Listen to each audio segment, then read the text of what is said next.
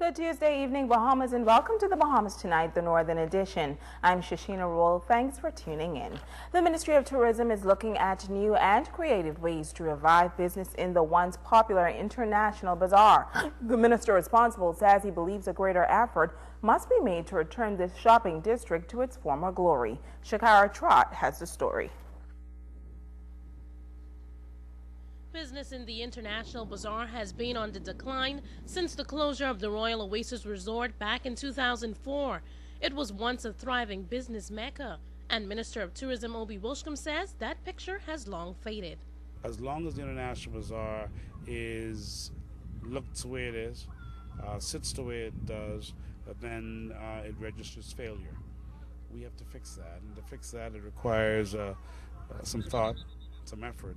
And being from Grand Bahama, knowing the history, knowing what we need to do and how it can be done, we can be very effective.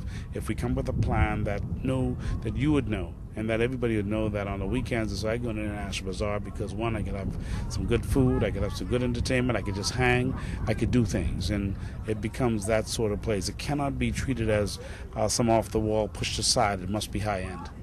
While the minister notes that much can be done to revive the once popular shopping hub, he says the idea is to ensure the bazaar lives up to its name.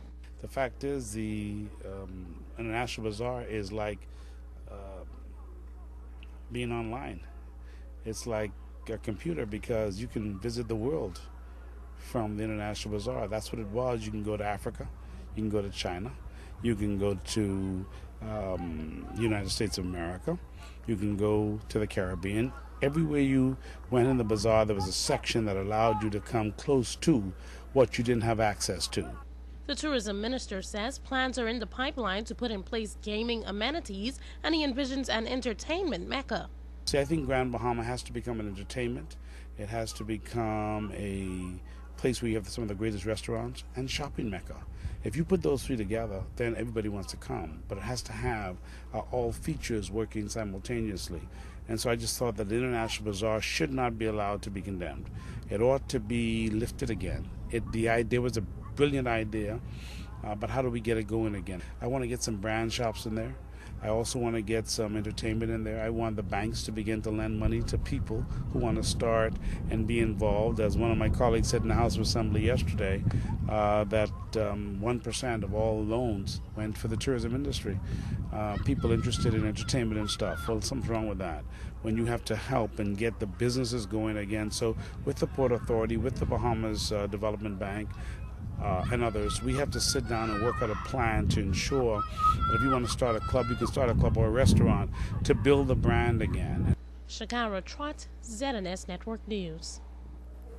Well, as the government attempts to resuscitate Grand Bahama's faltering economy, there is another northern island that is trying to stay afloat by trying to develop various sectors of that community. Here's Joan Davis-Roll with this story. The island of Abaco appears to be in a state of transition on many fronts. According to community leader and senior pastor of Grace Baptist Church, Reverend Sean Rubens, Abaco's once buoyant economy is now struggling, with Abaconians experiencing challenges in the areas of sustainable employment and job availability. The economy is okay, but if you really look at it, the other day, Winding Bay just let go quite a bit of people. So we have some challenges financially. People always say that Abaco is holding its own. Yeah, somewhat, but then we're still having people with challenges, financial challenges. And the economy of Abaco, what do you say right now is the driving force when it comes to Abaco's economy? Well, I think right now maybe Baker's Bay. Baker's Bay, they're building a lot of homes. Schooner Bay are building a lot of homes, but not everybody is into construction.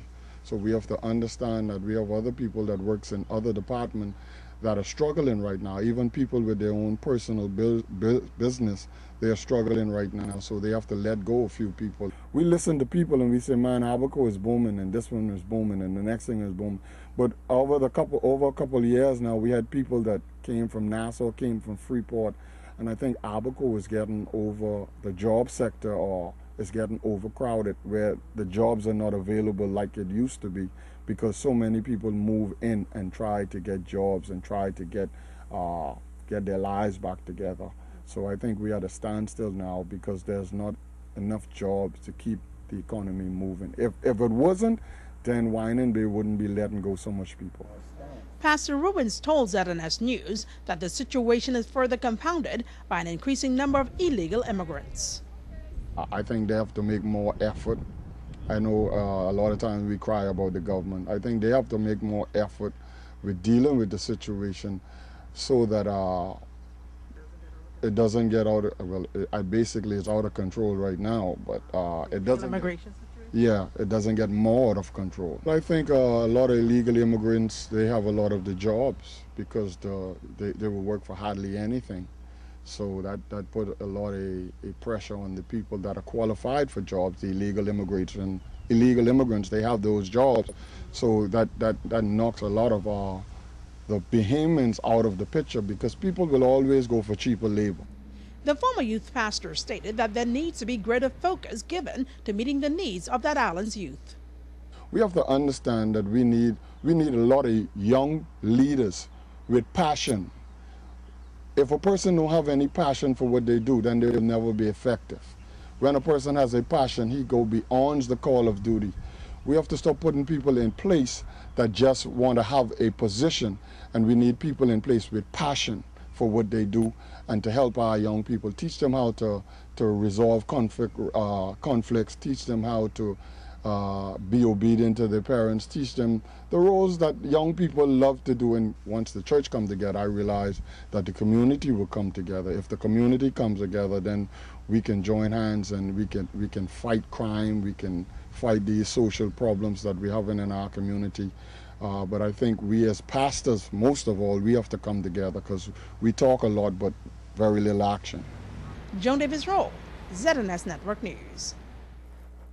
Thank you, Joan. Well, a man who has devoted the past several years lobbying for justice for others is tonight seeking help for himself. President of Families for Justice, Reverend Glenroy Bethel, is taking on a major insurance company. He says he secured a mortgage with the company several years ago, and the company was holding additional funds for him.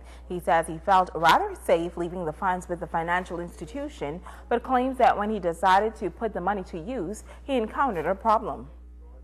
From time to time, we inquired on the money, and they informed us that the money was okay.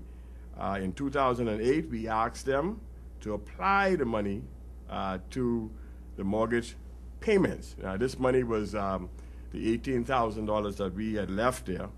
They refused to apply the money. When we asked them what was the reason they could not apply our money or where was the money, Galena Freeport said the management out of Nassau office stated the money is not available in their system. We may have left it there too long. But the leader of Families for Justice claims that he gave the company several years to resolve the matter because he felt it was a simple mistake since the company had a change in management, but charges that after getting a less than satisfactory explanations for the disappearance of the $18,000, he decided to take action. Bethel is warning other potential homeowners to be vigilant.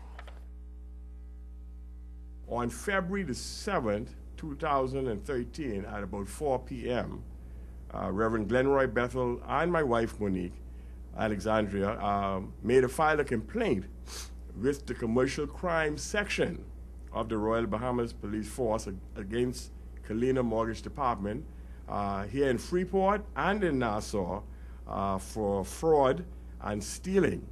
The police in Grand Bahama have informed us that the complaint is official and the investigation into the matter has already begun. Well, officials of Colina Insurance Limited is telling a different story. This matter in question has been before the court on 2 occasions, and the court ruled in favor of Colina in both instances. Now, according to a statement issued by the company, Colina is satisfied that justice has been served, and they are looking forward to his compliance with the ruling of the court. Stay with us. The Bahamas Tonight, the Northern Edition, continues right after this.